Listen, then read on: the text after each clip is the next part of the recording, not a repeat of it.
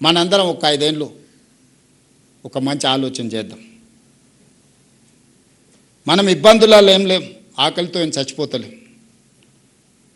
కుటుంబం కూడా అత్యంత దారుణమైన పరిస్థితులలో ఏం లేం. నా టీచర్లు అందరూ మంచిగా గౌరవంగా ఆర్థికంగా సమాజంలో చాలామంది కంటే బాగా ఈరోజు వాళ్ళు ఉన్నారు. వాళ్ళు సంఘాలు వేళ మీకు చెప్పిన మీరు సొంతంగా ఆలోచన చేసుకోండి. మీరే నాయకులను తయారు చేసేది కూడా మీరే. 5 సంవత్సరాలు మేము పేద విద్యార్థుల కోసం ప్రభుత్వ పాఠశాలకు వచ్చే పిల్లల కోసమే మేము అంకితం అవ్వదలుచుకున్నాము. 5 సంవత్సరాల తర్వాత మేము వెనక్కి తిరిగి చూసుకుంటాం. ఒకవేళ ఏమైనా కోల్పోతే మా రేవంత్ అన్న దగ్గరకు పోయి మేము కొట్లాడి తెచ్చుకుంటామని మీరు మనసులో పెట్టుకోండి. 34 వరకు నేనే ఉంటా, మీకు ఎవ్వరికి ఏం అనుమానం లేదు. ఈరోజు 26, 31 వరకు పిల్లల కోసం పనిచేయండి. ఈ 5 ఏళ్ళు మీ బాధ్యత నేను తీసుకుంటా. మీరు అడగకుంటేనే మీ సమస్య జెన్యూన్ ఇష్యూస్ ఏమున్నా 6 నెలలకు ఒకసారి ఒక హాఫ్ డే మీ సంఘాలను మీ నాయకులను పిలిచి కూర్చోబెట్టి క్వాలిటీ డిస్కషన్ చేసి చీఫ్ సెక్రటరీ కానీ ఎవరికైనా అంతెందుకు 2 విషయాలు మీతో పంచుకోదలుచుకున్నా. జనవరి 2024 1 తారీఖు కంటే ముందే ఏనాడు 1 తారీఖు మీ జీతాలు వచ్చినాయి? గుండెల మీద చేసుకొని చెప్పండి. తెలంగాణ వచ్చిన తర్వాత 10 సంవత్సరాలు 1 తారీఖు నాడు మీ ఖాతాలో జీతాలు పడ్డాయా?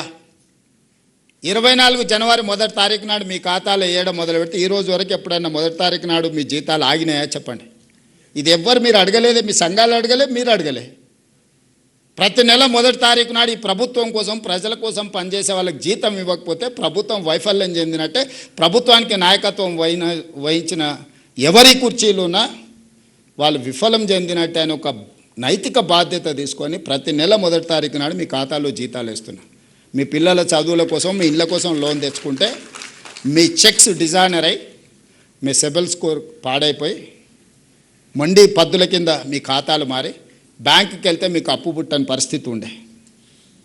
ఈరోజు రెగ్యులేట్ చేసుకుంటూ వచ్చిన కదా. ఈరోజు అవుట్సోర్సింగ్ కాంట్రాక్ట్ వాళ్ళని కూడా రెగ్యులేట్ చేయమని చెప్పిన కదా.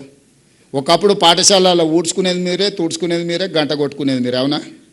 నేను రాగానే అమ్మ ఆదర్శ పాఠశాల పెట్టి సంఘాలకు బాధ్యత ఇచ్చి తుడిచే పని నుంచి మీకు విముక్తి కలిగించిన కదా.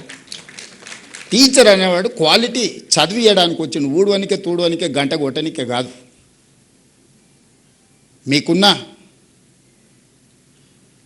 అనుభవాన్ని పిల్లలకు ఉపయోగించాలనేది నా ఆలోచన.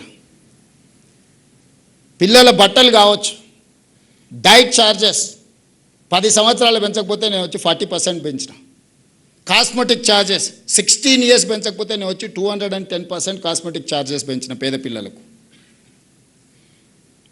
ఏవేమి చేయగలమో స్కూల్స్లలో రిఫార్మ్ తీసుకొచ్చినాం. ఈరోజు మనం సెంట్రల్ కిచెన్స్ డిజైన్ చేసి ఎంత బెస్ట్ బ్రేక్ఫాస్ట్ ఇవ్వడానికి ప్రయత్నం చేస్తున్నాం. ఒకరోజు పాలు, ఇంకొక రోజు రాగి జావా, ప్రోటీన్ ఫుడ్ ఇవ్వాలని ఈరోజు మనం ప్రయత్నం చేస్తున్నాం. వాళ్ళే కాదు, 1,50,000 ఉండే టీచర్లకు లెక్చరర్స్ కూడా బ్రేక్ఫాస్ట్ లంచ్ అఫీషియల్గా మిమ్మల్ని కూడా ఇందులోనే మీరు కూడా ఉదయమే ఇంటి దగ్గర మేడం కోపం వచ్చి బ్రేక్ఫాస్ట్ పెట్టకపోతే మా సోదరులు స్కూల్కి వచ్చి తినవచ్చు అని పెట్టిన కదా. ఇవన్నీ కూడా కన్సర్న్తో హ్యుమానిటీతో చేస్తున్నా నేను. ఇదేదో అధికారం ఉంది కాబట్టి అథారిటేటివ్ డెసిషన్స్ కావివి. ఒక మానవీయ కోణంలో ఆలోచన చేస్తున్నాం. మనిషికి సంబంధం ఉండాలి, మనిషికి విశ్వాసం ఉండాలి. మానవ సంబంధాలే ఈ దేశాన్ని నిలబెట్టిన 1000 సంవత్సరాలైనా. యుద్ధాలు జరిగినా, రాజ్యాలు కోల్పోయినా మానవ సంబంధాల మీదనే జరిగినాయి కదా ఇవన్నీ. అభివృద్ధి చెందిన దేశాలు ఏవైనా ఉన్నాయంటే మానవ సంబంధాలు లేని దేశాలు ఏవైనా అభివృద్ధి చెందినా అవి నిలబడ్డాయా? ఈరోజు మానవ సంబంధాలను పునరుద్ధరించాలి. విద్యార్థులకు టీచర్ల మీద గౌరవం ఉండాలి, విద్యార్థులకు తల్లిదండ్రుల మీద ప్రేమ ఉండాలి. ఈ హ్యూమన్ కనెక్టివిటీ కోసం నేను చేస్తున్న ప్రయత్నం. ఒకప్పుడు మేము 7 మంది అన్నదమ్ములో ఒక సిస్టర్, 2-3 రాత్రికి ఇంటికి వచ్చిన రాకపోయినా మా అమ్మకి ఏదో పిల్లగాడు రేపు వస్తాడులే అనుకునేది. ఇప్పుడు మీకు ఉన్నది ఒకడే పిల్లగాడు. వాడు 5 నిమిషాలు రాకపోతే మీరు ఎంత హైరాణ పడుతున్నారో మీరు చూస్తలేరా? 2 పిల్లలు రేర్.